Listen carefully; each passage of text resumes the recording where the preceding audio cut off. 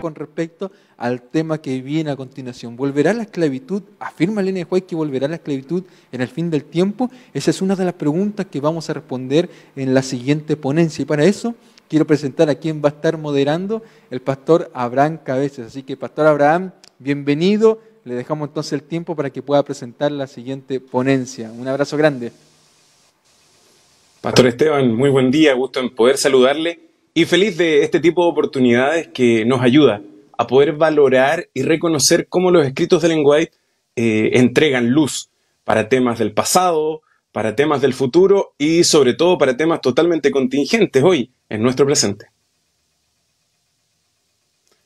Nosotros hoy nos damos cuenta que el sistema de esclavitud pareciese que ya pasó a la historia y fue tolerado históricamente hasta finales del siglo XIX y a principios del siglo XX.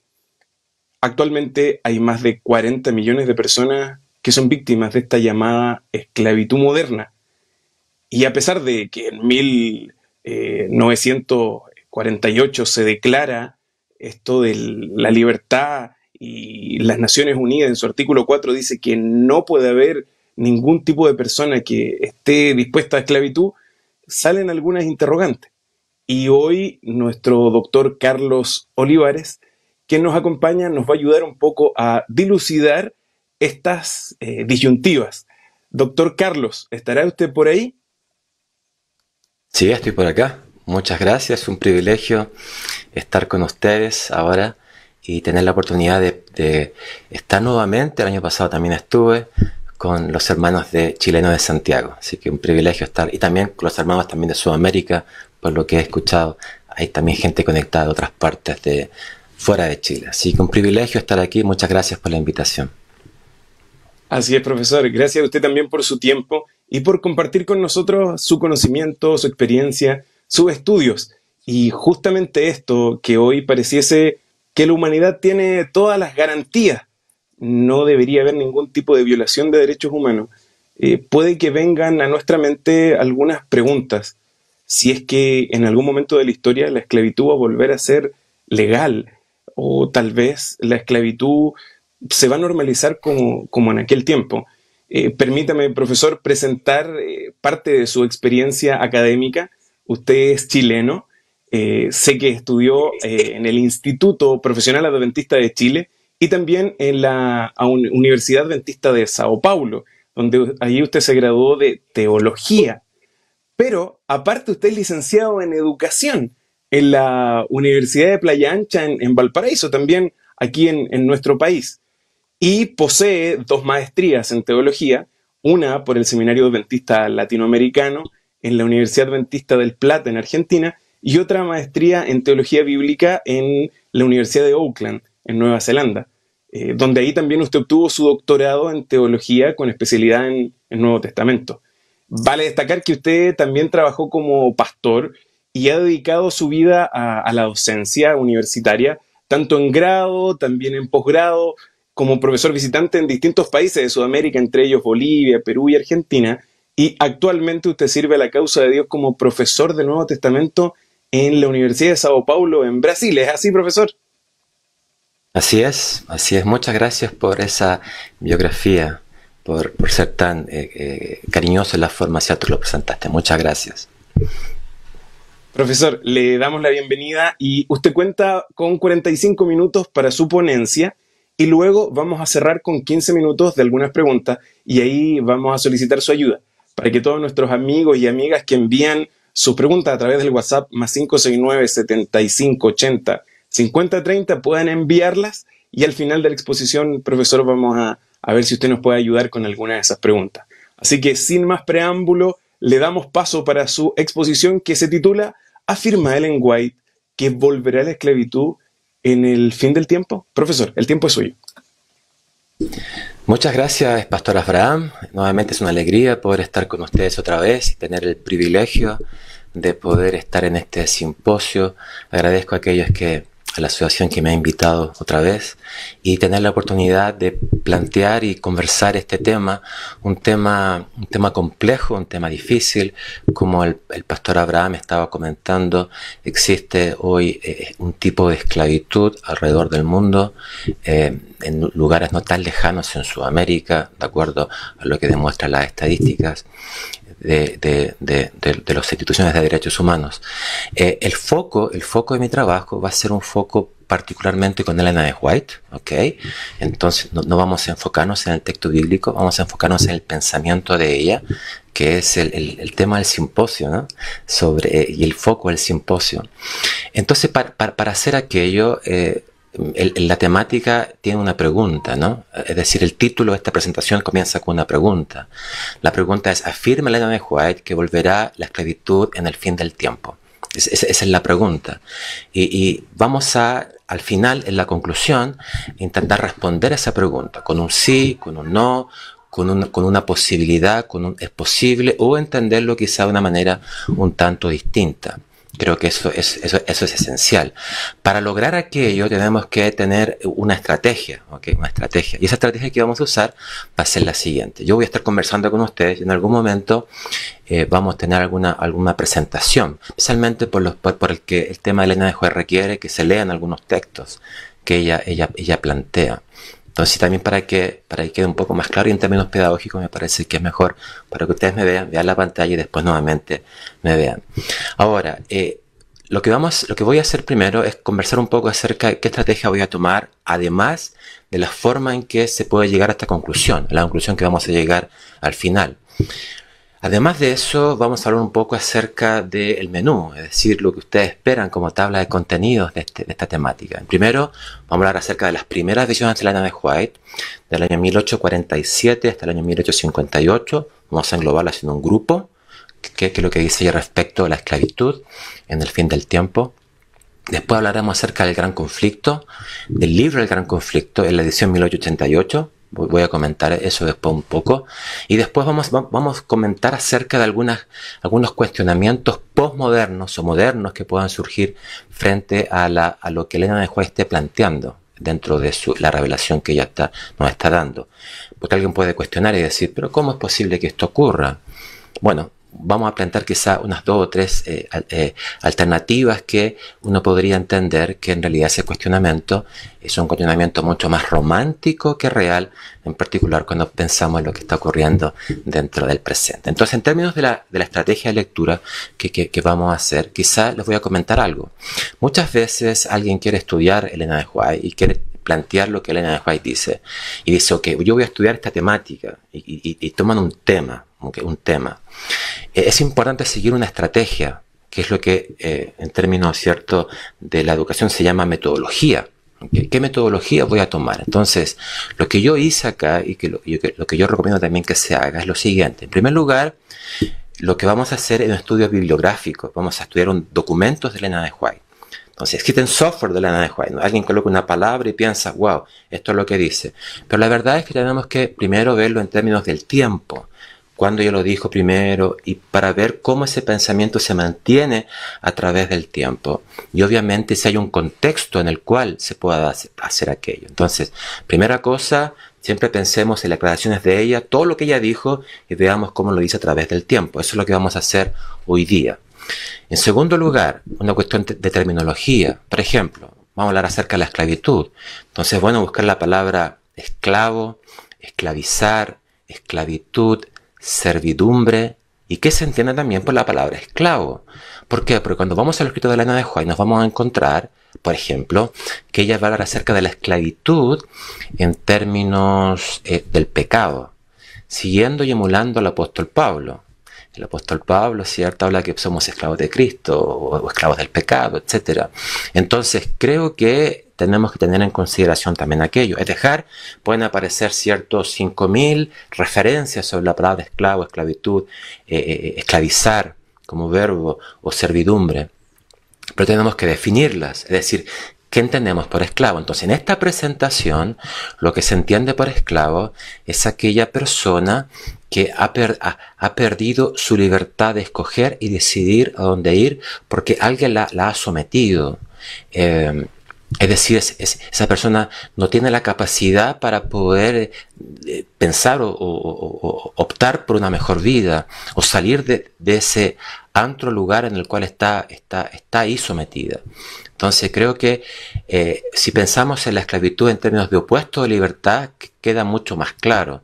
Ser libre o ser esclavo es algo distinto, pero ser esclavo en términos sociales, en términos de los derechos que se disponen. Esclavitud del pecado es una cosa, pero aquí estamos hablando acerca de que yo no tengo la libertad, por ejemplo, de escoger dónde ir o qué pensar o salir del trabajo porque toda mi vida trabajaré para una persona. Entonces tenemos que definir bien el término y ese término es el cual vamos a utilizar dentro de la presentación de esta mañana. Entonces, primera cosa, piensa en términos metodológicos, piense cómo la Elena de White trata este tema a través de todos sus escritos. Yo voy a trabajar, lo que hice fue trabajar en el inglés, porque ella escribió en inglés, cual es importante también, porque a veces uno no encuentra algunas palabras, porque hay traducciones que prefieren usar sinónimos, ¿ok? Entonces yo ocupé el inglés, pero las presentaciones y los textos que voy a presentar están todos en español. Y voy a dar algunas referencias donde ustedes los pueden encontrar cuando existan. Entonces, y lo segundo es intentar determinar la terminología. Eso es lo que vamos a hacer ahora. Entonces, esclavo, opuesto a la libertad. No puede hacer nada, no se puede mover, no tiene la capacidad de escoger, ni de decidir, ni nada. Una tercera cosa, y es interesante, es que podemos encontrar esclavitud, que Elena dejó hablar acerca de la esclavitud, pero ella va a hablar en contra de la esclavitud que acontecía en el tiempo de ella, en su tiempo, por este problema, ¿cierto?, que existía entre el sur y el norte dentro de la historia de Estados Unidos. Ella va a tomar la posición de que el esclavo debe ser libre. Esa es la posición que ella va a tomar. Pero es una esclavitud temporal de su tiempo, contextual de su tiempo. Entonces, un tercer tema es intentar enfocar lo que ella dice en relación al tiempo del fin. Ese sería el grande contexto. Y no solo el tiempo del fin, entendido el tiempo del fin, que es el momento en el cual Cristo está pronto a volver. ¿Okay? Alguien podría decir, vivimos en el tiempo del fin. Sin duda, vivimos en el tiempo del fin. Libro de Hebreos, Pablo, ¿cierto? En Hebreos, él dice, ¿no?, que estamos viviendo en el tiempo del fin, sin duda. Comienza diciendo esto. De muchas maneras nos ha hablado ahora en este fin del tiempo. Sin embargo, este fin del tiempo está vinculado específicamente a una cuestión final, la cuestión de los eventos finales, ¿ok? Cuando los derechos comiencen a ser quitados al ser humano. Y eso nos lleva al cuarto tema, que sería una cuestión ya más de definiciones. Yo voy a usar la palabra escatología, por eso, porque escatología define bien esto, ¿no? Entonces, me perdonan si yo a veces uso la palabra escatología. La palabra escatología significa que es una cuestión del fin del tiempo, de aquello que va a ocurrir al final del tiempo, ¿ok? Es decir, antes que Cristo venga, cuando las leyes dominicales comienzan a surgir, etc. Entonces, algo que todavía no ocurre, que ocurrirá. Entonces, quiere decir que nuestro estudio es bastante enfocado, hay un recorte bastante preciso. No está hablando acerca de cualquier esclavitud, la esclavitud del fin del tiempo. ¿Cuál fin del tiempo? Del fin del tiempo cuando Cristo esté pronto a regresar y la persecución haya comenzado. Ese es el fin del tiempo que tenemos en mano, que sería el tema escatológico.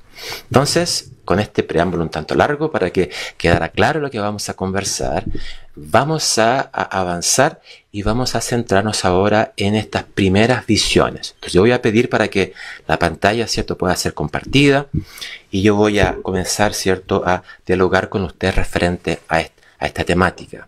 Entonces lo que yo les comentaba era que vamos a centrarnos en estas primeras visiones, ¿ok? En estas primeras visiones.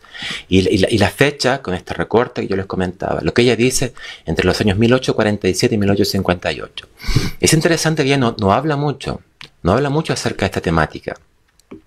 La primera vez que ella va a hablar va a ser en el año 1847. En el año 1847. Ella va a escribir una carta, y la carta que va a escribir va a ser para un fundador de la iglesia llamado José Bates. Esa carta se la escribe a José Bates, y el entorno de la carta, es decir, lo que ella nos dice, tiene un contexto escatológico, nuevamente, del fin del tiempo. Y la primera vez que ella va a hablar acerca de esta esclavitud, en términos de estas connotaciones que yo les acabo de mencionar, va a ser en esta carta.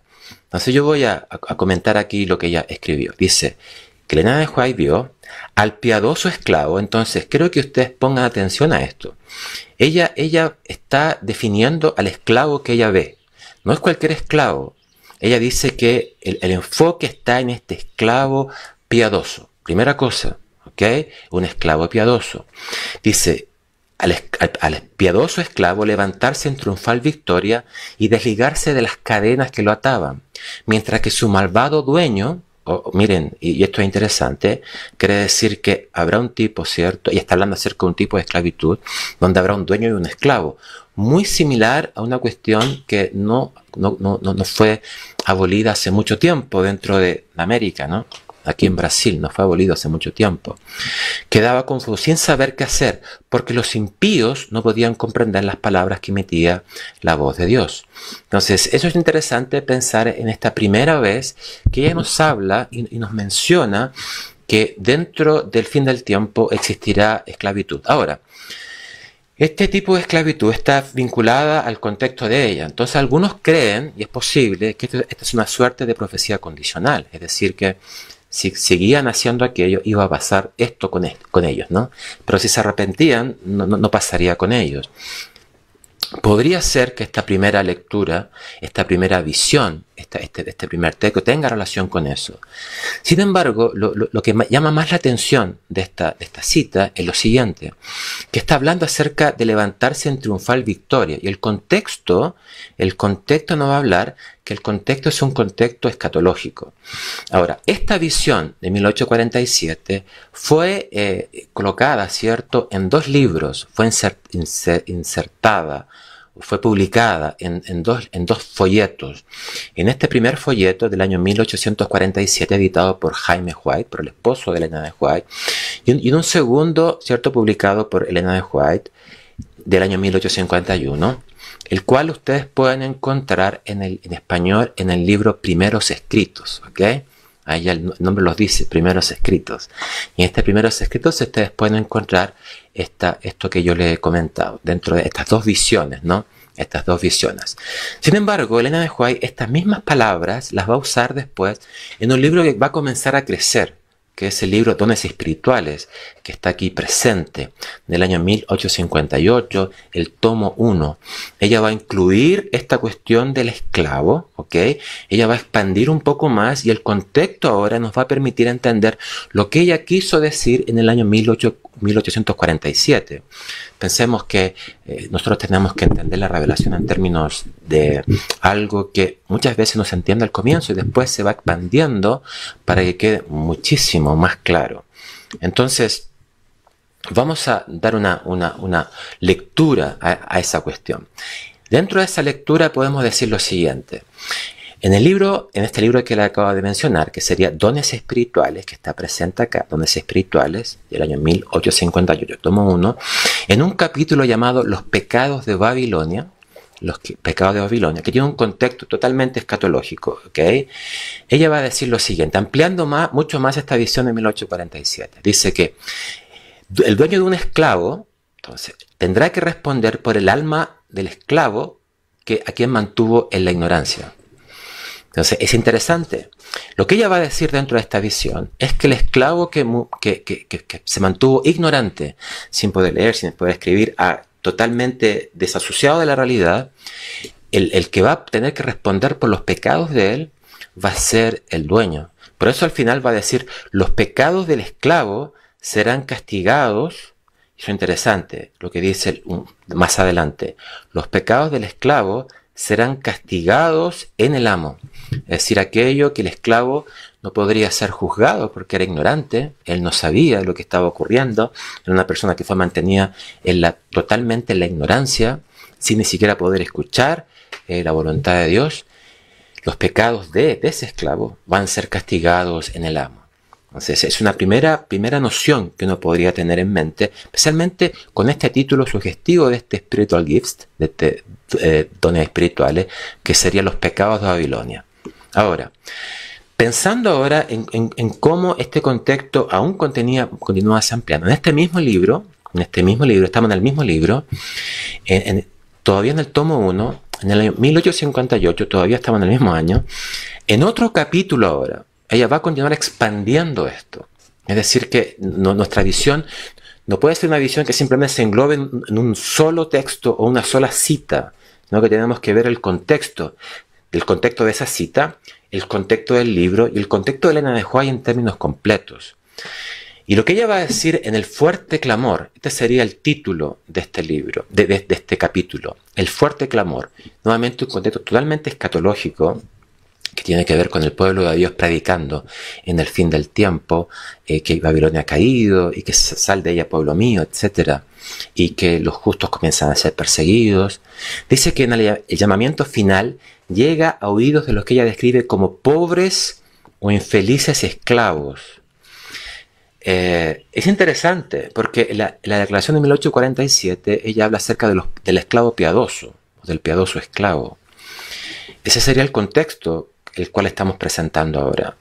Y ella dice que los esclavos más piadosos, quiere decir que en teoría habría otros que no son piadosos, no cualquiera, no simplemente por el hecho de ser esclavo, va a ser libertado para vivir con Cristo. Dice que los esclavos más piadosos de ellos prorrumpieron en cánticos de transportado gozo ante la perspectiva feliz de su liberación. Aquí está hablando acerca del llamamiento final. Y ese llamamiento final ocurre en el fin del tiempo, en ese tiempo escatológico que yo comentaba, que es cuando antes del derramamiento de las plagas, antes de que la puerta de gracia se cierre, en ese momento final de la tierra.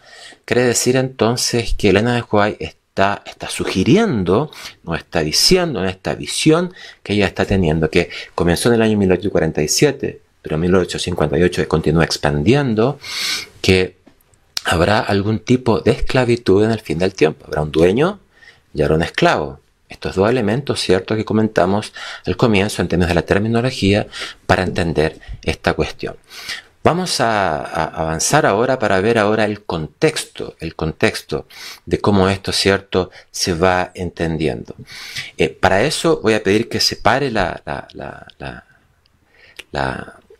proyección, por favor. Separe la proyección para explicar algunas cosas, para que ustedes me puedan ver ahora mejor y poder comentar esto. Entonces, si vamos a resumir, ¿cierto? Vamos a resumir lo que hemos comentado hasta ahora, en lo siguiente. Primero, Elena de White está diciendo dos cosas. Dos cosas podemos entender de los escritos de ella. La primera es que existen un esclavo ignorante que va a morir, porque no escuchó nada de lo que significa, fue mantenido en la esclavitud.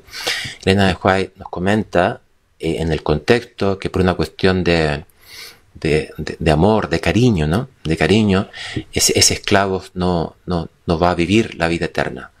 Una cuestión de tolerancia para no permitir que él no sepa cuando llegue a la tierra nueva qué es lo que está viviendo. Entonces ese esclavo ignorante morirá sin saber nada, dejará de existir para siempre. El dueño del esclavo sufrirá. Por otro lado, nos dice también que hay esclavos infelices y los llama de pobres porque están sufriendo, y que el dueño del esclavo sufrirá y que ellos serán libertados en el fin del tiempo. Estos dos tipos de esclavos entonces están configurados dentro de una cuestión escatológica, dentro del fin del tiempo, Entonces, eso es importante. En el fin del tiempo nos está diciendo Elena de White que esa visión ocurrirá de esa manera. Ahora, vamos al segundo tema. El segundo tema, sigamos con la proyección entonces. El segundo tema tiene que ver con el gran conflicto, que es un libro, ¿cierto?, que tiene dos ediciones. La del año 1888 y después una edición que es la edición del año 1911, que es una edición en la cual Elena de White participó activamente. Esa edición de 1911 es mayormente, cierto, la edición que existe en español. La edición 1888 no tiene grandes diferencias, tiene algunas diferencias en términos de que Elena de White hizo algunas correcciones, vocabulario, etc. Ahora, lo interesante me voy a enfocar solamente en la 1888, ¿no?, que fue la primera. Nos dice Elena de White, y si usted quiere corroborarlo, está en el gran conflicto, ¿no?, de esa versión de 1911, en la página 608, ¿no? Puede corroborar ahí si usted lo puede escribir también para corroborarlo después. Ella lo que va a decir dentro de esta visión ahora mayor, que comenzó como una visión 1847, después es dones espirituales en 1858, ahora la visión está más expandida. 1888 ya va a acrecentar, va a añadir muchos más elementos materiales, etcétera, ella va a decir lo siguiente, que los fieles que se nieguen a honrar el domingo, va a ocurrir tres cosas con ellos. Van a ser echados en la cárcel, primera cosa. Van a ser desterrados, segunda cosa. Y la tercera es interesante, por lo menos en la traducción en español. Dice, y aún serán tratados como esclavos. Entonces, aquí viene la gran discusión. La palabra dice tratados como esclavos. Es diferente que se transformen en esclavos a ser tratados como esclavos. Por esa razón, algunas traducciones, por ejemplo, la traducción en francés del conflicto de los siglos, va a decir que van a ser tratados malamente o indignamente o de un modo horrible. Pero no habla acerca de tratados como esclavos, Entonces, la discusión sería, ¿serán convertidos en esclavos? Muy similar a lo que ocurrió en algunos sectores del planeta, de una manera muy triste, que las personas eran convertidas en esclavas. Teníamos al libre y al esclavo. El esclavo tenía derecho de votar, derecho de pensar, derecho de poder, cierto, decidir el futuro de su familia, etc. No podía hacer eso. O son tratados como esclavos, es decir, que de la misma forma que uno pierde su libertad, podría ser esa persona tratada de una manera diferente. Ahora, en mi visión, y esa es mi visión de esta discusión, es que esa distinción es más semántica que moral. ¿A qué me refiero con esto? Que la verdad es que entre ser tratado o convertido, cuando alguien lo experimenta, no hay diferencia. Es decir, que yo sea tratado como esclavo, aunque el Estado no haya abolido la esclavitud hace mucho tiempo, el hecho de que yo sea tratado como tal, no me hace más feliz o menos infeliz, me hace el mismo infeliz de siempre. ¿Por qué? Porque aunque no he sido convertido por un decreto, por una ley, aún así eso significa que yo estoy viviendo de esa manera. Entonces, al estar viviendo de esa manera, ya el hecho de que sea tratado como esclavo, semánticamente es una forma de verlo también como una conversión, aunque sea ilegal. ¿Por qué? Porque el hecho de que no sea legal no significa que no ocurra o que no vaya a ocurrir. Ahora, eso es mayormente una cuestión contextual. Es una mayor contextual. ¿Por qué? Porque dentro de lo que Elena de White va a decir ahora nuevamente, usted toma esta declaración, ¿no? Esta idea, este concepto, y creo que dirá el contexto ahora de lo que Elena de White dice en otros capítulos. Y eso es interesante. ¿Por qué? Cuando vamos al contexto escatológico de Elena de White, seguimos en el mismo libro, en el de 1888, en un capítulo llamado El tiempo de angustia, y ya ustedes notan el título del capítulo, El tiempo de angustia. Y ustedes lo pueden leer, está, cierto, en su conflicto de los siglos, que me imagino que ustedes tienen. El contexto es totalmente escatológico, tiene que ver con el fin del tiempo, por algo es el tiempo de angustia. Dice lo siguiente, y esta declaración que aparece en sus conflictos de los siglos, ¿cierto? Conflicto de los siglos, página 626, ella va a decir lo siguiente: muchos seres humanos en el fin del tiempo, en el tiempo escatológico, cuando los derechos comienzan a ser abolidos, muchos seres humanos de todas las naciones. Entonces, presta atención a esto. Entonces, importe. La esclavitud ocurrió en algunos sectores del planeta, no en todos, en términos de la historia. En otros tenían otros nombres mejores, ¿no? Tenían nombres que era la misma cosa, pero no era eso, ¿no? En muchos sectores del planeta esa esclavitud ha sido abolida, pero mira lo que dice acá. Muchos seres humanos de todas las naciones, es decir, no hay distinción de nación, aún así aquellas naciones, cierto, que podrían haberlo abolido. Naciones, primera cosa, yo subrayaría eso. Y todas las clases. Entonces, aquí no es una cuestión de ricos y pobres. ¿Por qué? Porque puede decir grandes y pequeños, ricos y pobres. Interesante. Ricos y pobres. Es decir, que aquí no hay una distinción en si, yo tengo más dinero, así que yo no puedo ser esclavo. No, aquí hay otra cosa. Algo va a pasar. Aquí no es una cuestión simplemente de no tener dinero y venderme como esclavo. No. Es ricos y pobres. No hay distinción. No hay distinción de naciones. Es decir, no hay distinción de razas, yo diría. No hay distinción de razas, no hay distinción de clases sociales. ¿Ustedes notan eso? No hay distinción de clases sociales, ricos y pobres. No hay distinción de negros y blancos. Miren lo que dice ella. Dice que negros y blancos. Es decir, que no es una cuestión simplemente como en el pasado, que la raza negra sufrió la esclavitud, sino, o la raza de color, ¿no?, sufrió la esclavitud, sino que ahora también los blancos sufrirán la esclavitud. Es una cuestión diferente. Es decir, que es un tipo de esclavitud un tanto distinta. Dice, muchos seres humanos, repitiendo, muchos seres humanos de todas las naciones y de todas las clases, grandes y pequeños, ricos y pobres, negros y blancos, serán arrojados en la más injusta y cruel servidumbre. Quiere decir que este tipo de esclavitud será un tanto distinta. No es la esclavitud que conocemos por los libros de historia, por las películas, ¿cierto?, que comúnmente consumimos, que hablan acerca de esa esclavitud de los negros en Estados Unidos, en parte de Europa, etc.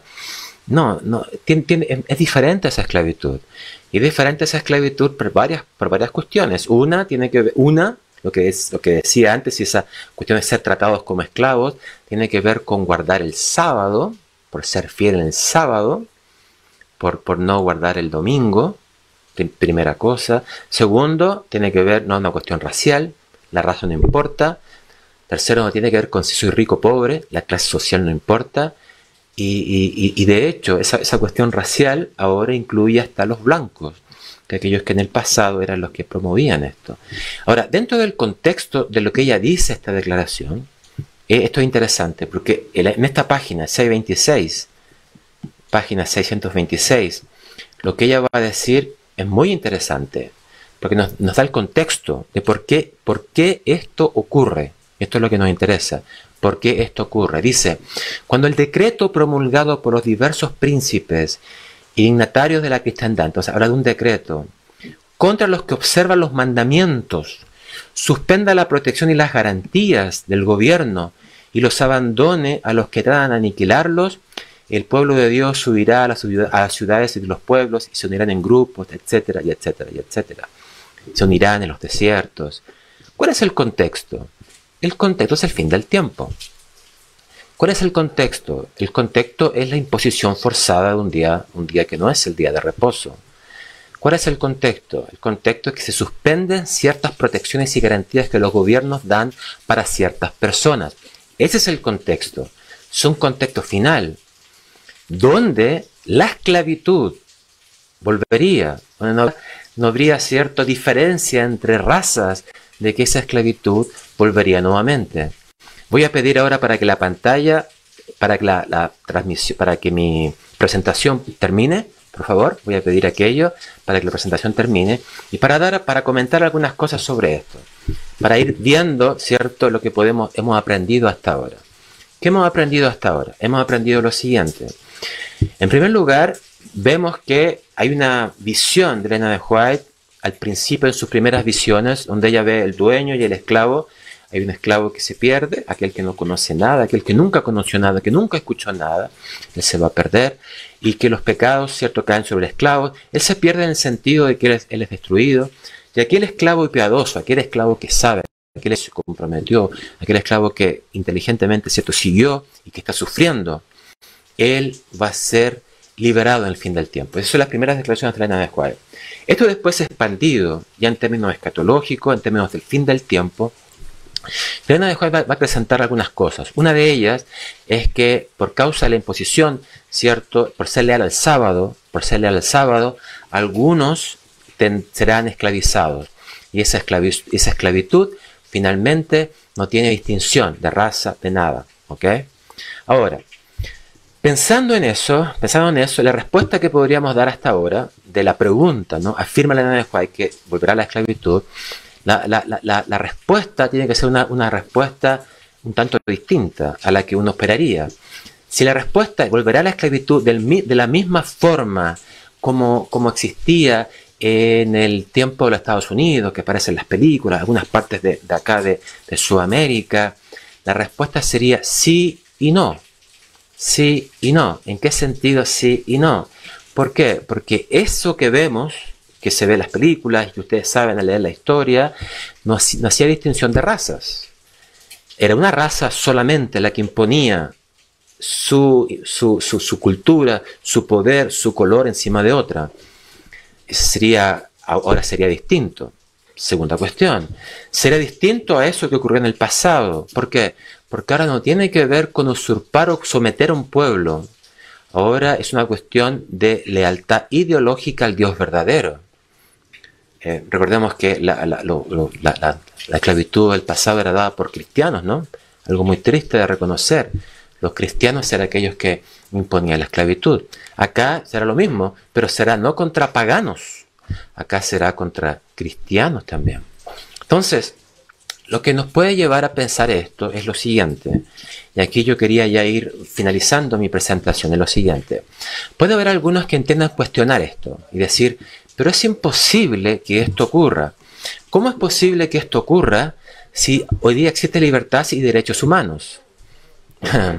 Entonces, si existen derechos humanos, si es una carta de los derechos humanos en la cual se corrobora y se enfatiza y se dice que los seres humanos pueden ser sometidos a esclavitud, ¿cómo es posible que eso ocurra? Vivimos en el mundo de la libertad, en el mundo en el cual no podemos ir en contra de la libertad de otro, si no estaríamos cometiendo un pecado social. Sin embargo, es bueno que recordemos que cuando nosotros escuchamos esto, tenemos que tener en mente lo siguiente. Dentro de este periodo de la pandemia, y pandemia hemos vivido en términos históricos muchas veces, no es la primera vez que vivimos una pandemia, en términos históricos, cierto, la pandemia más grande fue la pandemia de Martín Lutero, y en ese tiempo los derechos de los seres humanos comenzaron a desaparecer de alguna manera u otra, habían derechos, comenzaron a desaparecer. Y hoy es interesante pensar en eso. Cuando el ser humano tiene miedo, se olvida de los derechos. Cuando el ser humano tiene miedo, se olvida de los derechos y prefiere que esos derechos sean limitados. Entonces, cuando hablamos acerca de los derechos humanos, tenemos que pensar no lo que vivimos ahora. Y lo que vivimos ahora, en algunos lugares del planeta, otros ya está mucho mejor, es que estamos viviendo un momento difícil. Algunos intelectuales han llamado inclusive a algunas democracias de infectaduras, ¿no? Por causa de que el virus ha provocado que algunas personas pierdan algunos derechos, el derecho a salir de la noche, etc. ¿Y por qué? Por el bien de la sociedad. Y eso es parte de los derechos humanos. Para que la sociedad sea protegida, algunos derechos son suprimidos por un tiempo específico, por un momento específico, una semana, un día, 15 días, un mes, 2 meses, etc. Entonces esa cuestión de la libertad de los derechos humanos tenemos que definirla y pensar de que cuando una sociedad tiene miedo, cuando un Estado tiene miedo, cuando un gobierno tiene miedo, hay algunos derechos, ¿cierto?, que se suspenden, se quitan, etc. Eso podría conseguir que si alguien piensa que eso es imposible de que eso ocurra, porque nuestra visión postmoderna nos impide pensar que eso pueda ocurrir en algún momento, tenemos que tener cuidado. ¿Por qué? Porque el tiempo que vivimos hoy no es el mismo tiempo que se puede vivir en el futuro, donde algunos elementos entran en concordancia y que nos lleven a olvidar esta cuestión de la libertad de los derechos humanos. Segundo tema, algunos podrían cuestionar esto diciendo lo siguiente: la tolerancia impide hacer aquello. Y eso me lleva a otro tema, ¿no? Que es el tema del cancelamiento, que está tan presente dentro de la sociedad, especialmente entre los jóvenes mileniales, etcétera, que cuando algo no les gusta, lo cancelan. Es decir, dicen, eso no puede ser eso. Y hemos escuchado ese cancelamiento en términos raciales, en términos sexuales, etcétera. Por ejemplo, no mucho tiempo atrás, La Bruja del 71, que el Chavo del 8 en algunos sectores ha sido cancelada. Es decir, ha dicho que ella no puede ser una imagen positiva. ¿Por qué? Porque era muy insistente con Don Ramón. O sea, uno podría reírse y decir, wow, y puede decir, pero es verdad lo que estaba haciendo ella, y alguien puede concordar. Sin embargo, y esto es interesante, esos mismos que cancelan, no cancelan a otras personas que piensan ideológicamente como ellas. En la última elección de Estados Unidos, para un ejemplo muy lejano a Sudamérica, algunos candidatos que habían sido acusados por acoso sexual, etcétera, ese grupo de cancelamiento cerró los ojos, dijo, no voy a pensar en aquello. ¿Por qué? Porque querían sacar a otros que eran ideológicamente diferentes a ellos. Quiere decir que el cancelamiento, la cuestión tolerante, la sensibilidad de las redes sociales, llega hasta que yo soy afectado en términos de mi ideología. Porque la ideología, alguien no tiene color político, y eso no es verdad. La ideología tiene color político, la ideología religiosa, la ideología de género, todo tiene un color político. No se quiere decir que alguien podría, no, es que es imposible, porque en el futuro algunos lucharán para que estas personas no sean, ¿cierto?, esclavizadas. Tengamos cuidado con decir aquello. Si yo ahora digo, cierto, que yo estoy en contra de la orientación sexual de una persona específica, porque la Biblia dice que tenemos que ser heterosexuales, voy a ser cancelado. Y nadie me va a defender. Sin duda, nadie me va a defender. Si yo doy una opinión que está en contra de lo que el mainstream, ¿no?, de lo que la cultura en general está pensando, ¿y por qué? Porque eso atenta contra un derecho que ellos creen que es legal, y etcétera. Yo voy a ser cancelado. Esa sensibilidad, esa tolerancia que nosotros que amamos tanto y pensamos que vivimos, la verdad es que se va a transformar en lo que en realidad es una intolerancia. Vivimos en un mundo intolerante, y esa es la verdad. Y esa intolerancia será mucho mayor en el fin del tiempo. Entonces, cuando nosotros creemos que esta cuestión es simplemente una cuestión, ¿cierto?, que se transforma en algo que puede o no partir o desaparecer en algún momento, yo diría que tenemos que tener cuidado. ¿Por qué? Porque esa intolerancia, ese cancelamiento social, esa cuestión que tiene que ver con la libertad, puede desaparecer de un momento a otro. Si el escenario está preparado para que eso ocurra, entonces el regreso de esta esclavitud, de ser tratados como esclavos, o de un tipo de esclavitud específica, sin duda podría volver. Sin duda podría volver. Y aquellos que cuestionan lo que dice Elena de White, es bueno que se recuerden cuando Elena de White escribió que Estados Unidos iba a ser la gran potencia. Ella lo hizo cuando Estados Unidos aún no era la gran potencia, sino que era Europa. Y Europa enviaba misioneros a Estados Unidos para convertirlos a ellos. Y cuando hablamos de la palabra misionero, es porque tú eres enviado dentro de una cultura que muchas veces es diferente o inferior a la tuya. Entonces, eso es interesante, si vamos a cuestionar aquello. Si alguien tiene dudas sobre esto, yo le invitaría a leer una declaración de Ellen White. Y voy a pedir que la pantalla nuevamente aparezca, por favor. Me gustaría proyectar esta cita de Ellen White. Voy a terminar con la pantalla proyectada. Por favor, si se puede proyectar esta cita de Ellen White, que me parece que es importante subrayar. Esta cita de Ellen White, que aparece ahora proyectada en la pantalla, que cuando tenemos estos cuestionamientos postmodernos, ¿no? Cuestionamientos postmodernos. Es interesante pensar en esta cita que aparece en la página 666, una página que creo que nadie se va a olvidar ahora, que es la página 666, que dice lo siguiente: cuando los defensores de la verdad, escuchen bien, se nieguen a honrar el domingo, unos serán echados en la cárcel, otros serán desterrados, y algunos serán tratados como esclavos. Y dijimos que ese tratado significa que ellos se convertirán en esclavos. Una cuestión totalmente semántica. Ante la razón humana, escuchen bien, miren, esto es importante para esa mente postmoderna. Ante la razón humana, todo esto parece ahora imposible. Claro, wow, pero me parece imposible.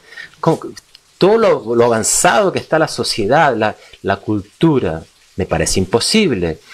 Pero, miren lo que dice Reina de Juan, ese pero me parece esencial. Pero, a medida que el espíritu refrenador se retire de los hombres y estos sean dominados por Satanás, que aborrece los principios divinos, se verán cosas muy extrañas. Wow. Y yo quiero que usted quede pensando en esto. Se verán cosas muy extrañas. Y claro, que la esclavitud vuelva nuevamente, o que seamos tratados como esclavos, o que un tipo de esclavitud vuelva, es algo muy, pero muy extraño. ¿Por qué? Porque para la mente humana inteligente ahora, parece imposible que eso acontezca. Pero la verdad es que cuando el Espíritu de Dios se refrena y Dios permita que esto acontezca, muchas cosas extrañas acontecerán. Para concluir entonces, ¿qué puedo decir? Conclusión. Concluir de la siguiente manera. Entonces, ¿existirá algún tipo de esclavitud en el fin del tiempo? Podemos concluir lo siguiente. Existirá algún tipo de esclavitud. Y quiero decir esto, ¿no? Tipo de esclavitud en el fin del tiempo. Elena de White da a entender aquello.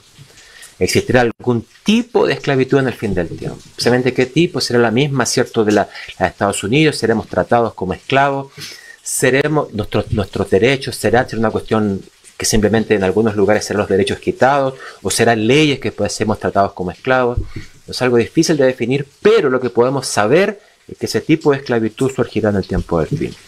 Segunda cosa, algunos serán esclavizados o tratados como causa de su fidelidad al sábado. Es decir, no será un tipo de esclavitud como la del pasado por ser negro, o por ser amarillo, o por ser moreno, o por ser indígena. No es por eso, es cualquiera. Es simplemente por la fidelidad al sábado, sin importar su trasfondo social o racial.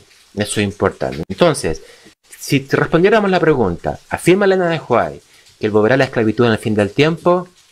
La respuesta debería ser sí, en la medida en que tengamos en mente lo que comenté anteriormente, ¿sí? Volverá a la esclavitud en el fin del tiempo. Yo no puedo terminar claramente esta presentación con esta nota tan sombría, tan negativa. Soy pastor de la Iglesia Adventista y mi deseo es que prediquemos el Evangelio para que las personas puedan vivir con Cristo. Pero alguien podría decir, y para predicar el Evangelio para que vivan la esclavitud. Pero yo diría lo siguiente, con esto voy a concluir. Elena de White en el libro Joya de los Testimonios, tomo 3, página 285 a la página 286, dice lo siguiente: pruebas terribles esperan al pueblo de Dios. ¿Ok? Estamos ya percibidos, sabemos lo que va a ocurrir. El espíritu de guerra agita las naciones desde un cabo de la tierra hasta el otro. Más a través del tiempo de angustia que se avecina, un tiempo de angustia citando el libro de Daniel, como no lo hubo desde que existe nación, el pueblo de Dios permanecerá inconmovible. Eso me parece interesante. No es tiempo de tener miedo. Este tema no era para que tengamos miedo. Es para que sepamos lo que ocurrirá.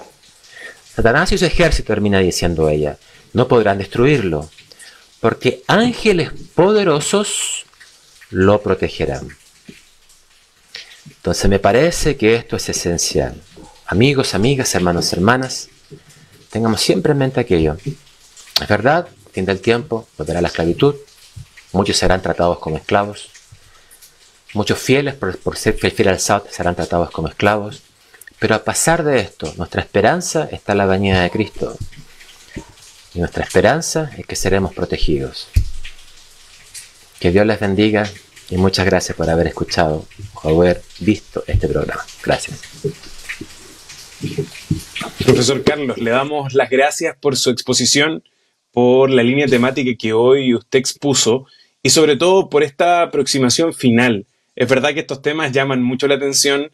Hay un cierto dejo en el ser humano en poder buscar qué va a pasar, pero qué lindo saber que los ángeles de Dios protegen a su pueblo y que no va a permitir el Señor que su pueblo sufra más allá de aquellas cosas que pueda soportar. Gracias, profesor. Y hay algunas preguntas que han llegado de parte de nuestros hermanos, hermanas y amigos que nos están viendo. Y una de ellas dice lo siguiente. Hoy usted sabe que aquí en Chile comenzó un proceso de escribir la nueva Constitución. 155 constituyentes, 17 de esos escaños son para pueblos originarios e indígenas. ¿Podría tal vez un cambio constitucional como lo que está ocurriendo actualmente, ser la puerta para abrir derechos y abolir tal vez las libertades de que los cristianos, en nombre de la moral, tal vez puedan ser marginados y por un bien común sufran de algún tipo de esclavitud? Bueno, disculpen si se escuchan truenos y lluvia. Aquí en Brasil se le ocurrió llover hoy día, ¿no? Llovió en 2 semanas, está lloviendo precisamente hoy día. Así que sí, estoy hablando fuerte por causa de que los truenos y la lluvia está bastante fuerte. Quiero comentar sobre esa temática, ¿no? Siendo muy precavido lo que voy a decir, ¿ok? Tengo que ser precavido.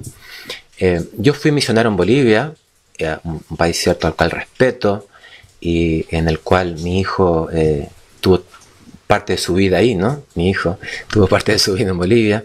Y en Bolivia también se hizo una asamblea constituyente y se declaró y se reescribió la Constitución, o se escribió nuevamente la Constitución. Y en la Constitución aparece el tema de los pueblos originarios. No es la primera vez que ocurriría en Chile, es algo que ya en términos de la historia, en términos de un contexto mucho más cercano, ocurrió pero en un país vecino, y está resguardado el derecho a la libertad, etcétera. Yo no sé cómo podría eso ser imitado en Chile, y si eso podría nuevamente ocurrir. Lo que yo diría sería lo siguiente: me parece que en términos de las leyes, sería un tanto difícil que ocurriera alguna lectura un tanto extraña. Tenemos que estar apercibidos, tenemos que estar pendientes, tenemos que estar conscientes de aquello que va a ocurrir. ¿Por qué? Porque la verdad es que por una cuestión de las leyes, de los derechos humanos, que se intenta que todo el mundo sea inclusivo, creo que la Constitución lo que va a traer es que todos somos iguales. Y creo que ese sería el énfasis, ¿no?, que se querrá traer, por lo que he escuchado, por lo que he leído. Yo estoy un poco por fuera de lo que pasa, soy chileno, pero estoy un poco por fuera de lo que pasa en Chile. No sigo para nada, de verdad, lo que pasa en Chile. Entonces no estoy muy consciente de lo que pasa en Chile. Pero lo que he escuchado de algunas personas y he leído algunos comentarios de intelectuales chilenos, ¿no?, es que el deseo es que todo lo contrario, que exista total libertad. Y esa total libertad obviamente puede traer, y eso es lo que pasa en todas las constituciones del mundo, una suerte de conflicto con el cristiano adventista, porque nosotros tenemos que nuestra libertad está limitada hasta cierto punto. Entonces, tenemos la ley del Estado y tenemos la ley de la Biblia, ¿no? Nosotros somos leales a la ley de la Biblia. Lo que pase después puede pasar incluso hasta con esta constitución o con cualquier ley, con cualquier gobierno. No tiene que ver específicamente con una carta fundamental. Entonces, por eso quiero ser precavido en aquello que estoy diciendo. No soy profeta, ni hijo de profeta, sino que simplemente estoy intentando demostrar de que hay que esperar de que esto ocurra, ir evaluando. Tenemos abogados en la iglesia adventista que con seguridad, cierto, podrán colocar mociones, etcétera. No sé cómo va a ser el sistema. Y después podemos, cuando se llegue a votar la Constitución, porque hay que votarla primero, ¿no? Hay que votarla, no es hacerla, hay que votarla. Cuando se vota, y podemos levantar la voz y decir algo ocurrido que creemos que está en contra de nuestros principios. Creo que nuestra visión tiene que estar más en el texto bíblico. Si el texto bíblico es atacado, nuestra visión ya muda. Pero si está en concordancia, si hay tolerancia para con nuestra predicación, etcétera, creo que tenemos que seguir adelante y siempre siguiendo el consejo de la Biblia, de Elena de White. Tenemos que ser respetuosos hasta donde sea posible de nuestros líderes. Profesor, y frente a este mismo panorama, donde el cristiano muchas veces puede sentirse un poco inactivo o pasivo frente a qué decir, cuándo hablar, qué opinar, ¿qué deberíamos hacer nosotros como cristianos? ¿Deberían los cristianos evitar estos avances de legislaciones o dejar que los eventos vayan ocurriendo de manera natural porque sabemos escatológicamente que un gobierno humano no va a solucionar los problemas? Esta es otra de las preguntas que está en el mismo marco de lo que usted ahora respondía. Sí, creo que dentro de la visión cristiana, voy a hablar dentro de la perspectiva del Nuevo Testamento, que es mi visión, mi área, ¿no? Voy a hablar acerca solo, estrictamente del Nuevo Testamento. Jesucristo estuvo dentro de una era conflictiva en Judea, muy conflictiva. Existían los herodianos que apoyaban a Herodes, existían ciertos grupos revolucionarios que después se transformaron en los celotes. El celotismo aparece en el 66. Ese Simón el celote, cierto, de Lucas, y que aparece en Lucas y Hechos, no es el mismo celote del pasado. Celote significa también celoso, así que no es lo mismo. Pero habían grupos revolucionarios, uno de ellos podía ser Barrabás, grupos que se levantaban en contra de la opresión romana. Pero Cristo, no, su misión era otra, ¿ok? Entonces alguien podría decir, ok, ese es Cristo. Hablemos de Pablo. Bueno, con Pablo ocurre algo semejante. Pablo predicó el Evangelio en lugares que eran asentamientos, estaban colonizados por Roma, no eran libres. Por ejemplo, estuvo en Éfeso, que eran, pensemos en lugares, ¿cierto?, donde había democracia para poder elegir, pero aún así él no se comprometió. No hay ningún escrito paulino donde uno lea, dice, y Pablo estaba votando por esto, Pablo dijo que ese era el mejor candidato. Él no se metió. Cuando el capítulo 18, por ejemplo, del Hecho de los Apóstoles, Pablo está en Corinto, y él está siendo vilipendiado por Galio, está siendo vilipendiado por las personas, ¿no?, de los corintianos. Aparece Galio, y Pablo nunca toma una posición. Galio lo defiende, pero Pablo no dice, hay que seguir a este hombre, ¿no? ¿Sabe lo que hace Pablo? En el capítulo 13 del libro de los Hechos se encuentra con Sergio Paulo, que era un procónsul. Él lo evangeliza. El único encuentro político que Pablo tuvo fue con Sergio Paulo, de que se encontró con un candidato, y él va, ¿qué es lo que él hace? Él le predica el Evangelio, y aparece ese Elimas Bar Jesús, ¿no?, que quiere predicar ahí, y él le dice, y el pobre queda ciego, ¿no? No puede ver, porque Pablo lo maldice, le dice, hijo del diablo. El conflicto era un conflicto totalmente espiritual, eso es muy interesante. Ahora, ya en el año 56, 57, cuando ya Nero comenzó su reinado el 54, hasta el 68, y Pablo escribe Romanos en el 55-56, Nero ya era el líder, aunque Nero en términos históricos no comenzó de la misma forma media lunática que se puso después del 64, pero ya él era un emperador, no era democracia, etc. ¿Y qué es lo que dice Pablo? Oremos por ellos, oremos por nuestros líderes. O sea, lo que yo quiero decir es lo siguiente, nuestro mundo no es de este mundo. Esa sería una primera lectura que yo creo que es presente en el corazón de nuestros hermanos. Si vamos al Nuevo Testamento, tenemos esa visión. Si vamos al libro de Daniel, acontece lo mismo. Daniel estuvo con Babilonia y después se cambió con los persas y siguió feliz. Daniel no dijo, no, eran mejores los babilónicos. Era camaleónico total. ¿Por qué? Porque lo importante era el reino de Dios. Él fue lo mejor que pudo hacer dentro de su contexto. Entonces, en términos del Nuevo Testamento tenemos esta cuestión mucho más autoritaria, etc. Ahora, ¿qué principios podemos extraer? Yo creo que los principios que podemos extraer son los siguientes. Si alguien nos pregunta, porque contradice nuestra visión bíblica, tenemos que hablar. Pero si es una cuestión social, política, partidaria, blanco, negro, rojo, izquierda, medio, centro, arriba, abajo, qué sé yo, la verdad es que tenemos que tener cuidado.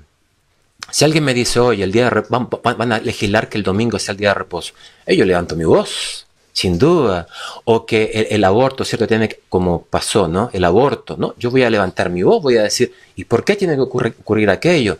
Sin miedo, levanto mi voz. Y no por una cuestión política, es por una cuestión de afianzamiento bíblico. Entonces, a veces confundimos aquello. Y claro, porque alguien de derecha o izquierda puede llevar esta bandera, ¿no? Pero esa bandera trae otras banderas, y esas banderas nosotros no las creemos. Tenemos que retraernos de aquello y levantar nuestra voz en términos de la Biblia. Y cuando hay que hacerlo, hay que hacerlo. Yo no sé si alguien de la Asamblea Constituyente, hay algún adventista. Sería interesante saber si es eso. ¿Por qué? Porque es bueno escuchar la voz de un adventista. O que la iglesia adventista tenga alguna voz dentro de la Asamblea Constituyente. Sería interesante. Creo que ese es nuestro espacio. Pero lo demás es vivir y predicar la Biblia. Y que Cristo viene pronto. Porque nuestro reino no es este mundo. Y la mejor carta fundamental es la Biblia, yo creo. Profesor Olivares, gracias por esa respuesta donde el estandarte que tenemos que levantar es el estandarte de la palabra de Dios. Y a través de ese deberíamos normar y llevar nuestra vida. Profesor, hay varias preguntas y vamos a aprovechar que usted también es especialista a nivel neotestamentario y en Apocalipsis. Y hay algunas aproximaciones a esos mercaderes de Apocalipsis que se lamentan con la caída de Babilonia y que ellos fueron los que trataron cuerpos humanos y que también trataron almas, vidas de seres humanos.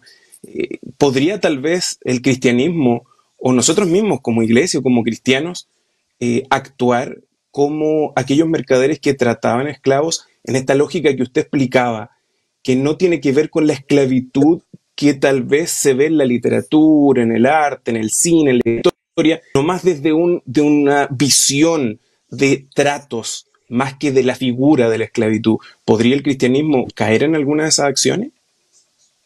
Bueno, en términos históricos, sabemos que los esclavizadores, los esclavizantes, eran cristianos. Iban a la iglesia, rezaban, oraban, dependiendo del lado que fueran, ¿no? Dependiendo del país que fueran. Eran personas que defendían la esclavitud a través de la Biblia. Interesante que el libro que más, la carta que más se usaba, la carta Onésimo, la carta Filemón, disculpe, la carta Filemón, donde se habla de esclavo onésimo, y se usaba para avalar la esclavitud, cosa que la carta, en términos de lo que el texto nos dice lo contrario. La carta dice que en realidad la carta lo que nos está diciendo es que él, ahora que tiene otra fe en términos del texto, ¿no? Lo trata a él como un hermano y lo deje libre, lo suelte, me lo devuelvas. Si él está pidiendo que se lo devuelva, quiere decir que él está diciendo, dale una mano, libéralo. Estaba pensando, libéralo. Entonces, pero aún así, esa carta, algunos decían, no, ahí tenemos un esclavo. Y Pablo está diciendo, hay que respetar aquello. Siempre, y muy triste aquello, ideológicamente a veces nuestro texto bíblico puede ser mal usado. ¿Y es mal usado cuándo? Cuando nosotros creemos que es la mejor opción. Y es una cuestión nuevamente ideológica. ¿Por qué ellos pensaban eso? Por una cuestión de la ideología que estaba presente. Uno tiene, como lector de la Biblia, reconocer la ideología que se tiene, ir al texto bíblico, y si el texto bíblico nos dice una cosa y la otra, una debe desaparecer, debe siempre ganar el texto bíblico. Entonces, frente a eso, puede pasar que esos mercaderes simbólicos, de hecho, porque es un símbolo, es un símbolo. ¿Por qué? Porque el capítulo 18 y el capítulo 19 están juntos. El capítulo 19 habla acerca de que el humo de su tormento sube, ¿no? Y no es por los siglos de los siglos, porque eso va a desaparecer, son las consecuencias las que quedan. Entonces quiere decir que esa ciudad, que es Babilonia, que representa a la mujer, que es la ciudad, hay todo un símbolo detrás, y los mercaderes entre los navegantes, porque es toda una cuestión del mar ahí, que lo que representa, que no son solo los mercaderes de paso los que se lamentan, es que esta Babilonia estaba haciendo lo que Dios no quería, estaba en contra de lo que Dios no quería. Entonces, esta Babilonia está actuando y comienza también en términos religiosos, porque Babilonia es cristiana, no olvidemos de aquello, ¿no? Babilonia no es musulmán, es cristiana. Entonces, estos se lamentan por causa de que no pueden más negociar. ¿En qué sentido? En que el poder de poder dialogar, el poder de poder, ¿cierto?, llevar a cabo lo que ellos creen, ha desaparecido. Entonces, ese poder, porque ese es todo el tema, ¿no? ¿Quién maneja todo? Ese poder ha desaparecido. ¿Por qué? Porque la ciudad ha caído. Ese mal benefactor ha desaparecido. ¿Y podemos actuar nosotros en ese sentido? Podemos, sin duda, podemos. Podemos hasta defender lo indefendible, sin duda. ¿Cómo podemos luchar contra aquello? Yendo al texto bíblico. Nunca olvidarnos que el texto bíblico nos llama a respetar a aquel que es diferente, a aquel que piensa diferente. Y interesante esto. El texto bíblico nunca nos habla de la venganza del cristiano, ¿no? Dice la venganza es mía. O sea, ni siquiera nos dice que nos venguemos. El Sermón del Monte, un sermón revolucionario, nos dice que tenemos que perdonar y orar incluso por nuestros enemigos. Entonces todo eso nos lleva a que el cristiano es una persona diferente, no es alguien igual. Y si está actuando de un modo distinto es porque no ha tenido ese encuentro con la Biblia y con el Señor de la Biblia, que es Cristo. Hoy hay estadísticas muy tristes que demuestran que hay esclavitud en el mundo. Y hay esclavitud en el mundo cristiano. Mira, no en el mundo musulmán, en el mundo cristiano. Y eso es muy, muy dramático. Muy dramático. Profesor, una última pregunta. Ya quedan solo minutos para terminar esta sección de preguntas, pero ¿en qué contexto tal vez estos esclavos que usted mencionaba pueden perderse en la lógica de que si tal vez no tuvieron oportunidad para conocer o se les privó de la libertad de conocer la salvación, es porque nunca supieron de un plan? ¿Podrían estos esclavos salvarse? ¿Habría alguna posibilidad de salvación para aquellos? Y obviamente estos esclavos serían la figura del esclavo que usted bien mencionaba, o como hoy tal vez la antropología o la sociología lo menciona, esta esclavitud moderna. Bueno, primero quería comentar algo de paso, ¿no? Que se me olvidó comentarlo al comienzo, y quizá el pastor Abraham me pueda ayudar con aquello. Yo lo que estoy hablando ahora, la verdad lo escribí hace 6 años. Publiqué un artículo, está publicado en Academia, si ustedes pueden buscar Academia Carlos Olivares, quizá el pastor Abraham puede buscar el artículo y después postarlo en las redes ahí para que los hermanos puedan tener acceso, donde yo explico un poco más también el tema del Apocalipsis, no solo el tema de Elena de White. Y ahí comento brevemente, ¿no?, este tema de este esclavo que es ignorante, ese esclavo que no conoce nada, y que Elena de White dice que por la misericordia de Dios, ese esclavo él lo va a tratar como que nunca existió. ¿Ok?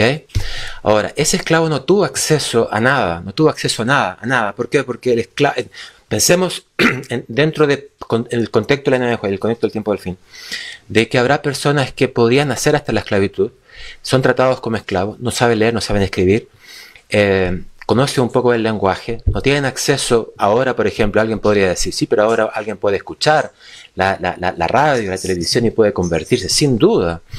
Y en términos de la Biblia, existían esclavos. El libro de Colosenses y el libro de Efesios, Pablo da claves cómo comportarse con el esclavo y cómo el esclavo debe comportarse. Estaba el esclavo, la presencia del esclavo. El esclavo podía convertirse, podía salvarse, etc. Lo que Elena de White está queriendo decir es que existen momentos dentro de la vida de las personas que ellos no saben nada de nada y se comportan, ella usa una palabra un tanto fuerte, lo voy a traducir, dice brutos. Fueron tratados como brutos y se comportan como brutos y actúan como brutos.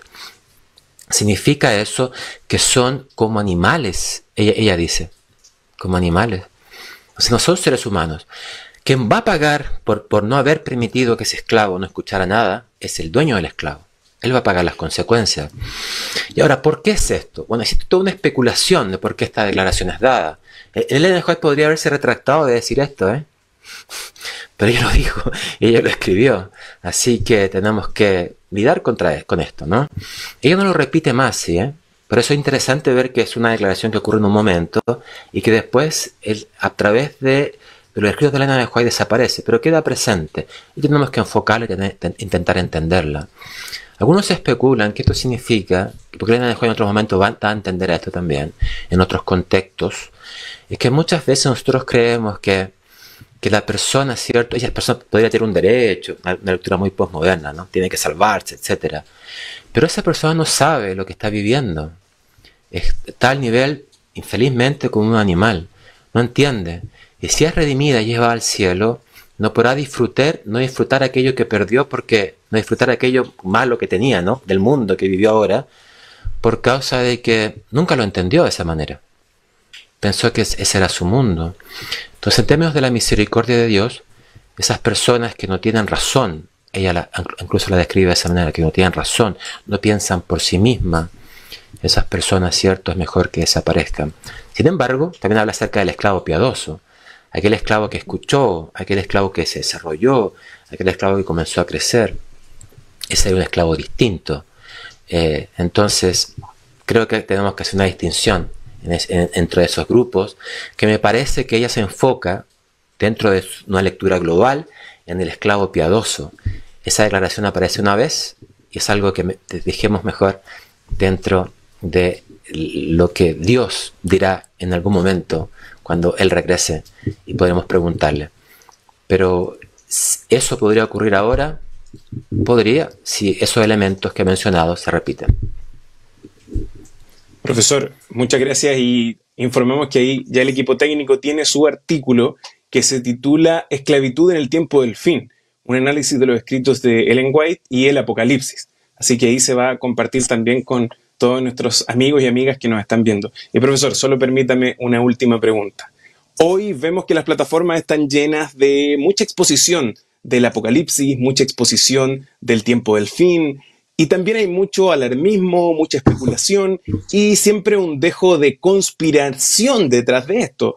¿Podría ser que estos albores de un nuevo orden mundial, de una dictadura mundial, podrían implantar no solo en un tema de perspectiva o visión bajo esta lógica de trato de esclavos, sino una esclavitud legal?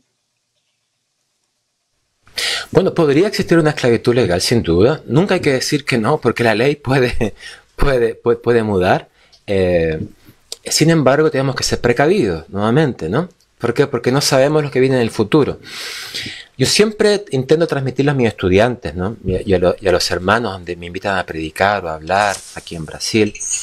Es siempre tener en consideración lo siguiente. Elena de White nos da puntos, ¿ok? Nos da puntos. Esas conexiones que a veces nosotros hacemos es cuando especulamos, ¿ok? El Apocalipsis también nos da puntos. Puntos así en general. Y podemos conectar algunos de ellos, pero otros es difícil conectarlos. Algunos, por ejemplo, el año pasado, al comienzo de la pandemia, decían que este año se integraba una dictadura mundial, etc. Yo siempre digo, seamos precavidos. Y uso dos palabras, ¿no? Unas cosas ser alarmistas y otras ser negacionistas. Nos tenemos que ser alarmistas, tenemos que ser bíblicos, ser precavidos, predicar el Evangelio. Lo que tenemos que hacer ahora es predicar el Evangelio. Esa es nuestra misión, predicar el Evangelio. Cristo viene. Pero tampoco ser negacionistas, es decir, eso nunca va a ocurrir. No, nosotros creemos que eso va a ocurrir. ¿Cuándo ocurrirá dentro de esta configuración que se está armando en el mundo? ¿Cuándo ocurrirá?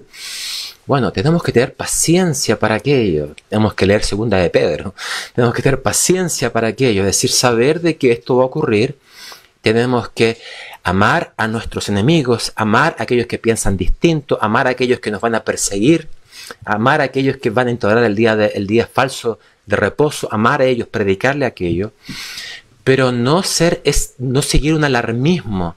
Porque el alarmismo lo que hace, en términos de la historia de la Iglesia Adventista, en el año 1960, John Kennedy fue el primer presidente católico. El de ahora, el segundo, de paso. John Kennedy fue el primer presidente católico. Y todos dijeron, el fin llegó. Y con Vietnam y todo, el fin llegó. Y los biblios comenzaron a decir, tranquilos, tranquilos, tranquilos, tranquilos. Cuando llegaron los nazis, un poco más atrás, el fin llegó. Entre ellos, ¿cierto? Un gran teólogo, Merdick Maxwell, ¿no? El padre de Melvin Maxwell predicaron, no, tranquilos, tranquilos. La Biblia no dice eso, la Biblia no dice eso. Tranquilos, seamos bíblicos. Y ahora con el nuevo jefe en Estados Unidos, ¿no? Y que amigo del Papa, etcétera, y todo, no, tranquilos, tranquilos, tranquilos. No seamos alarmistas, seamos bíblicos, prediquemos el Evangelio. Cristo viene, prediquemos lo que estamos viviendo ahora, prediquemos lo que viene, etcétera. Todo aquello, todo lo que sabemos que tenemos como iglesia y que yo creo profundamente que es una realidad y que va a ocurrir. No seamos negacionistas ni seamos alarmistas, seamos bíblicos. Prediquemos la Biblia y centrémonos en la Biblia. Y no olvidemos que la predicación del Evangelio es esencial, porque los alarmistas no predican la Biblia. Y los negacionistas no predican la Biblia. Nosotros tenemos que predicar la Biblia. Que Dios. Muchas gracias. Creo que esa fue la última pregunta. Profesor. Sí, profesor, hay muchas más, pero debemos continuar con las siguientes exposiciones, pero le agradecemos. Aquí está su tierra, siempre usted es bienvenido, y agradecerle en nombre de cada uno de los participantes y organizadores de este simposio, porque usted nos lleva a una teología bíblica, a una teología de la palabra de Dios, no una teología de la especulación, no una teología que tal vez analiza opiniones o el noticiero, sino una teología que se construye desde el escrito bíblico, desde lo que Dios reveló a través de su palabra. Así que, doctor Carlos Olivares, gracias por su tiempo, Gracias por su conocimiento y gracias porque a través de la experiencia que el Señor le ha otorgado y todos los estudios que usted tiene, nos ayuda a acercarnos un poco más al Señor y sobre todo a través de su palabra. Que estén muy bien y que tengan un muy lindo